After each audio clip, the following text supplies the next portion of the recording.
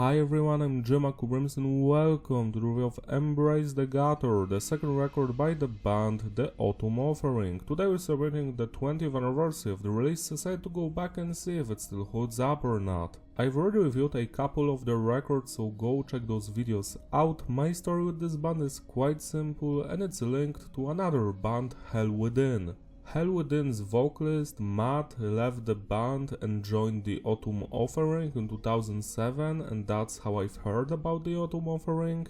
So in 2008 I've checked out their release Farewell Cast No Shadow and I loved it, so decided to go back and check the first two as well, and they were also fantastic. That's my entire story. When it comes to the lineup on this release, we've got Dennis Miller on the vocals, Sean Robbins on the bass, Matt Johnson on the guitars and Nick on the drums. The same dudes that played on the previous release. The only change is the addition of the newest guitarist, Tommy Charge, who stayed with the band till their disbandment in 2010. For some unknown reason, Tommy is the person who wrote almost most of the songs by himself. As you can see here, only 3 other songs have other members contributing to the music.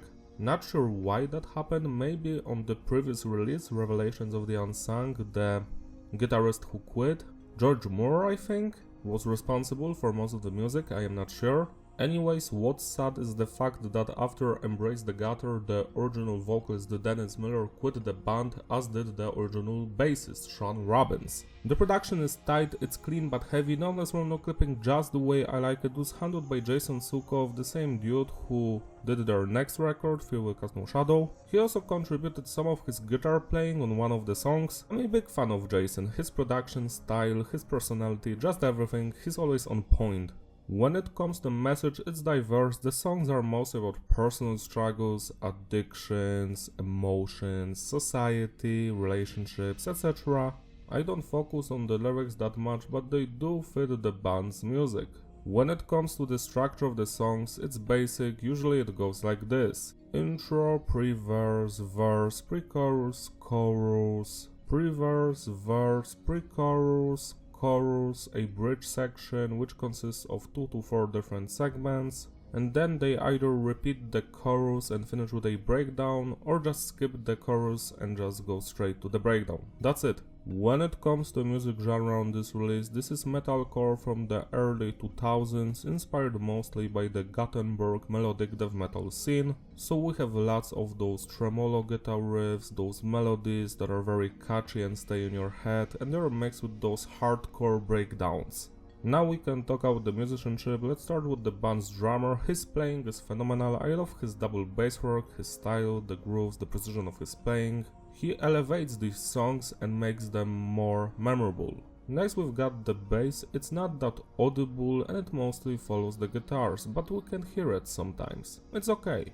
Then we've got the guitar work, and it's the best thing about this release. There are some cool grooves, some very intricate guitar riffs, some tremolo ones which I adore. The lead guitar work is memorable, but what's the best for me is the guitar solos, which are just beautiful. Cherry on top of this cake. The bridge section in almost every song is packed with interesting leads and beautiful guitar solos, and that's what makes this record so replayable. Last but not least, as mentioned, the vocals by Dennis and his screaming, yelling, shouting, growling, it's all on point. I do enjoy his vocals, especially at the end of the song Misery. That's when he does something weird with his vocals. I am not sure how that technique is called. He also uses it for the chorus of Embrace the Gutter. And I just love it. It sounds so distinct and one of a kind. I wish he would do it more on this release. Now we can finally rate the individual songs. The album opens up with Prologue, which is an intro, some ambience in the background, that's it. It's not a song, it's also not a sandwich. It doesn't bother me, 0 out of 10. Decay is the first real song here, and this one is a banger. It's my favorite one of the release. The intro alone, the tremolo guitar riffs that happen in between the verses, the cool pre-chorus with blast, the chorus, the goodbye part, the fantastic bridge section with the breakdown,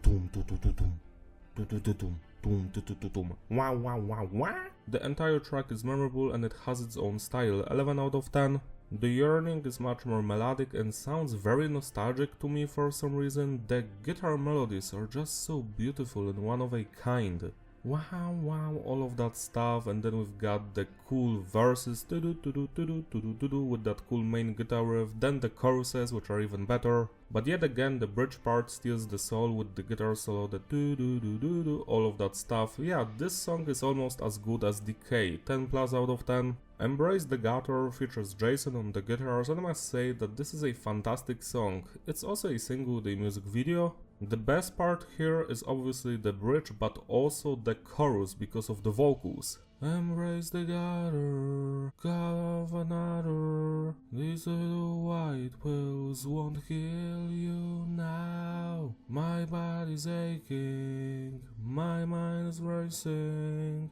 These little white pills won't kill you now. Something like that. It's another highlight of this release. Tommy Church really knew how to write songs back then, 10 plus out of 10. Ghost is my least favorite song of this release, but it doesn't mean it's bad. No, it's actually pretty great. I do enjoy the verses and the chorus. The bridge section yet again is the best part, but overall I feel like this song doesn't have its own identity. It sounds a little bit fillerish, but overall I still dig it, 8 plus out of 10. Misery is a little bit different. This one is more encased with hardcore and heavier moments.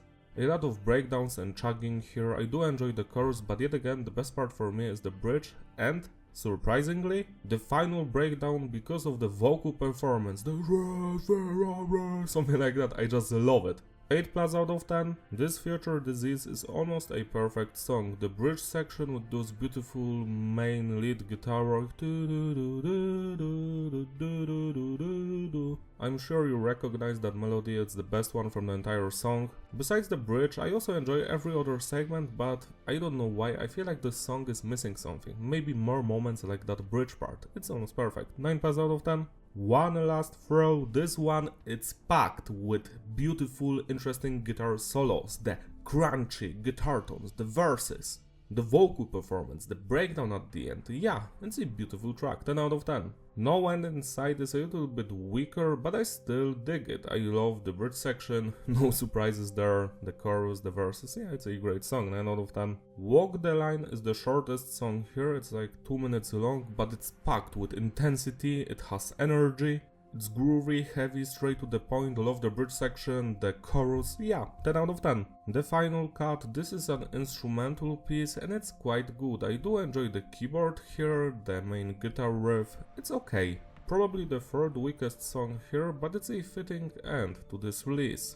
9 out of 10. To sum it all up, the consistency is stable, the flow is fitting, groupability. Yeah, this is an excellent release, it's almost perfect, I love almost every song. The highlights for me personally are Decay, The Yearning, Embrace the Gutter, Walk the Line, One Last Throw, This Future Disease, and Misery. The Autumn Offering sadly only recorded and released 5 albums. And on my top 5, this is the 4th best one. That's just how good this band is. The previous record was better, the next one is better, and the self-titled one was my favorite. But this one also has its own style and identity, and it's consistent and every song slaps. It's so weird to me that this band had 5 records and each one has its own distinct sound, and somehow the quality never dropped below great. Celebrate yourself by spinning Embrace the Gutter today, it deserves your love and attention. That's all from me, thank you for watching, don't forget to like and subscribe, follow me on my Instagram, link in the description. Shout out all my Patreon supporters who gracefully sponsor these videos, you are truly wonderful.